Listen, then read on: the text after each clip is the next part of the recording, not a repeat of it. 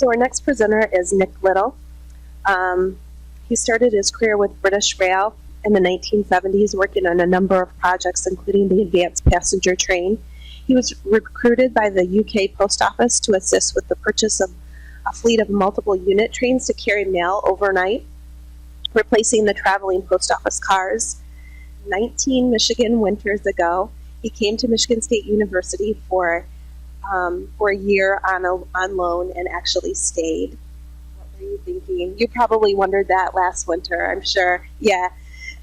He is currently managing director of the MSU Railway Management Program and assistant director of executive development programs.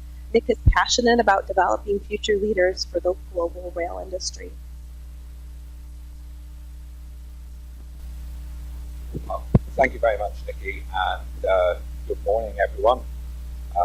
Whenever I start a presentation, I normally start off in Michigan by saying, unfortunately, my accent is not pure Michigan. I'm not going to apologize for it. I enjoy it. It's something that sets me apart from the crowd on occasion. So I'm trying hard, despite having been here 19 years, not to lose the accent. However, I do pick up the language. It's two nations divided by a common language in many ways. When you take that into the railroad industry, it gets even more confusing. Because there I am talking about sleepers, and everybody's thinking, surely he means times. And I'm talking about points, and they say it's a switch. All things like that. So I'm gradually learning the lingo. The carriage is no longer a carriage, it is now a car. And I always thought a car was something you get on the road, but no driving pavement here, walk on the pavement, and so on. So it goes on. It's a whole different language. I try not to get too wrong, and apologise if I do. Following on from what Cassie said, my job here this morning is to talk to you a little bit about railway management programs as distinct from railway technical or engineering programs at universities. Cassie showed you a chart that said the amount that's spent on education for the road side of the transportation industry is massive compared to what it is for the rail side. Well, if you look at rail in isolation, what's spent on technical education for rail compared to what's spent on managerial education specifically for rail is massive.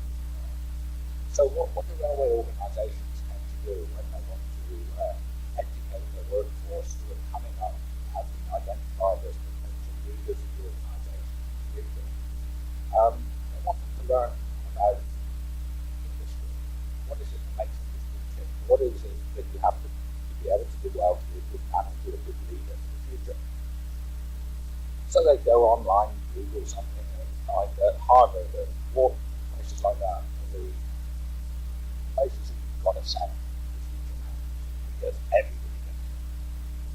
And then people go to those places and they come back and they say, about how to put this into the context of the railroad industry. I could go out and I could look at Microsoft or Google or Procter & Gamble or anybody like that with the education that I've got. It's not helping me actually in the railroad industry. So what happens to those people? They get headhunted. They leave. They decide that maybe you've got to work. Maybe it's more exciting to do it in the high-tech industry rather than stay on the railroad. So that's the main role that I see, and quite a few other senior people who've been through a career in the rail industry. They see it as very important to be able to give people a mix of management and leadership education and do it in the context of what it means to run a railway in this modern day and age. And we all know that's having the challenges of continually changing. So what sort of things go into a railway management program? We try to steer clear of the technical. We leave that to the technical guys. They do a fantastic job on that sort of stuff. But you've got to know some of the basics. So you've got to have a modicum of understanding of why does a car with steel wheels running on steel track become more efficient at what it does than rubber on roads. And so on. So you've got to put in some of that railroad knowledge and supplement that with things like commercial about people, stuff about culture, stuff about finance. And putting all that together, throw in a little bit of operating knowledge as well for the railway industry, with a good background and a culture dedicated to safety. And you've got what a railway program should look like. Easy to say, a lot more difficult to do. Hard to do from a credit perspective. Very hard, because credit programs are not generally built around one specific industry, at least not in the university like this stuff. So it's been tremendously difficult. We've taken a few small steps along that way. For example, we have a Master of Science in Supply Chain Management that is ranked number 1 or number 2 every year. And in that program, we've developed an elective in railway management. Well, so far we've had something like 150 students graduate from that program, but not one has chosen the railway management domain. We do now have a student in the class from Norfolk Southern, and hopefully he will do something like this. But we need to get a couple of other buddies to make it economically competing. So if you know of anybody who wants to do a Master of Science, but thinks that 6 credits could be quite easy to work in the railway industry, let us know. We'll sign them up to the program.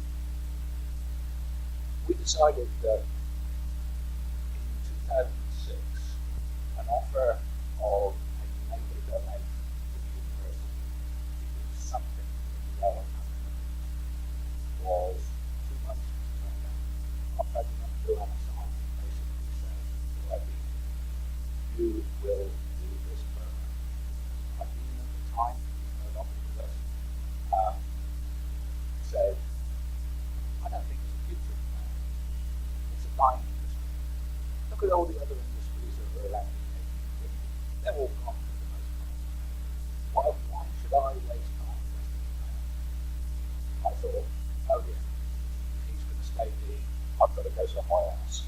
Because I don't see it. Fortunately, the university, under Joanna's guidance, basically said, this is an industry that has people. Let's start off the program. We put it in the School of Criminal Justice. Okay. Interesting place to put railway management.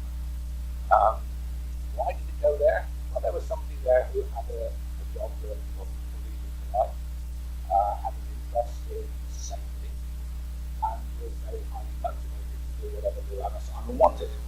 So it got set up and it became the Railway Management Certificate Program, covering a lot of railway knowledge taught by predominantly adjunct faculty and guest presenters.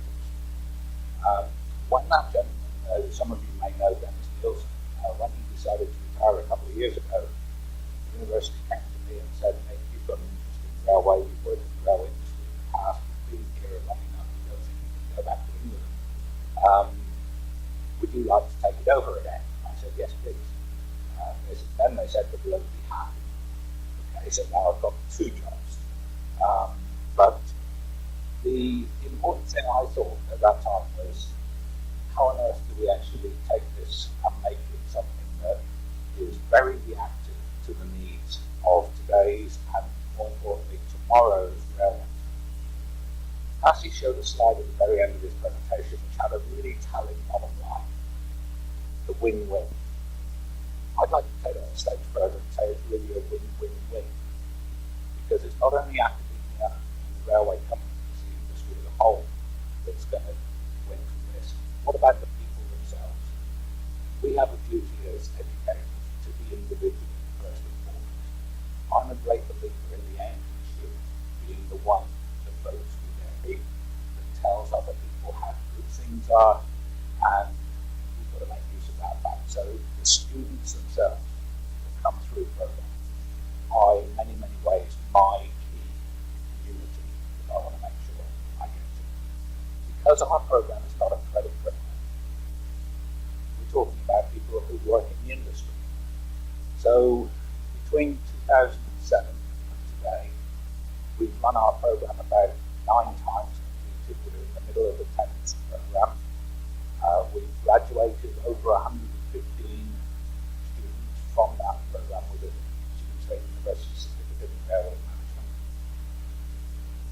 those, 80% plus have been promoted since coming on the program.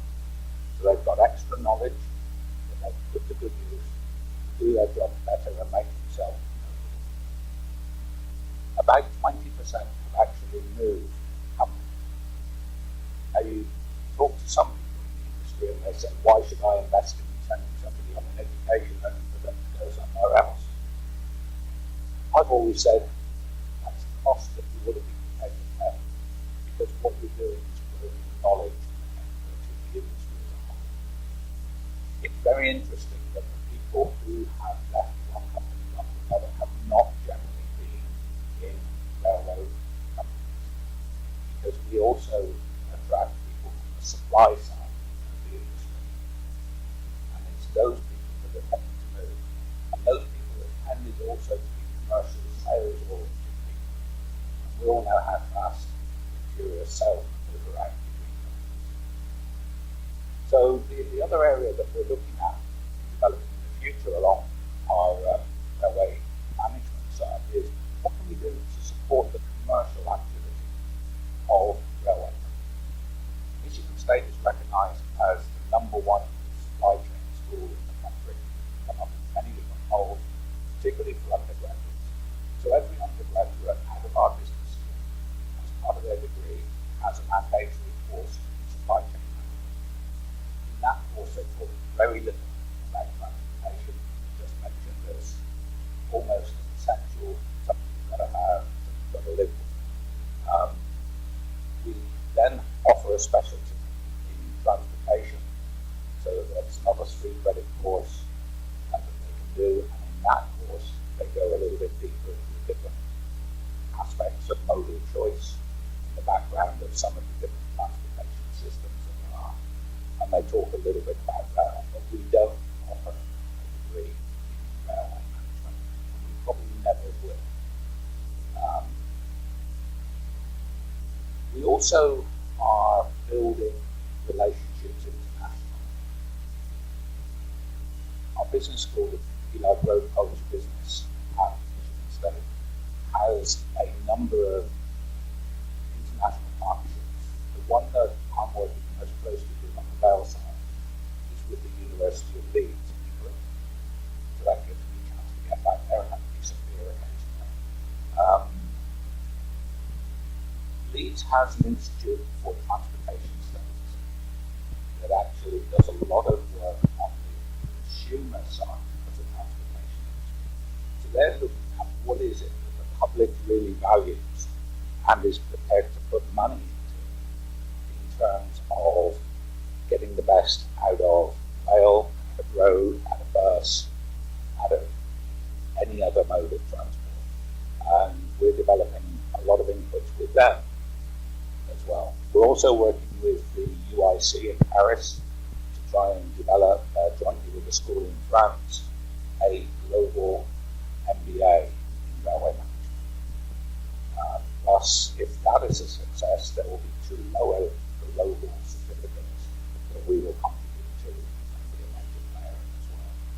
So there's a lot going on. There is a tremendous demand out there, and that comes from the graph that Cassie showed about the aging workforce in the industry. That's going to give rise to a lot of people retiring, and I think that's good news because there's a whole new cadre of potential people that we can use. Because if we're not careful, the demand could exceed our capability to be able to teach people in these programs. So I think there's a tremendous opportunity ahead for universities. The universities to work closely with other universities, for universities to partner not just with industry, but also with community colleges, whether it's technical, whether it's managerial. We're open to working together because our passion, as I hope it become evident, is on growing the individuals that will be the future leaders of our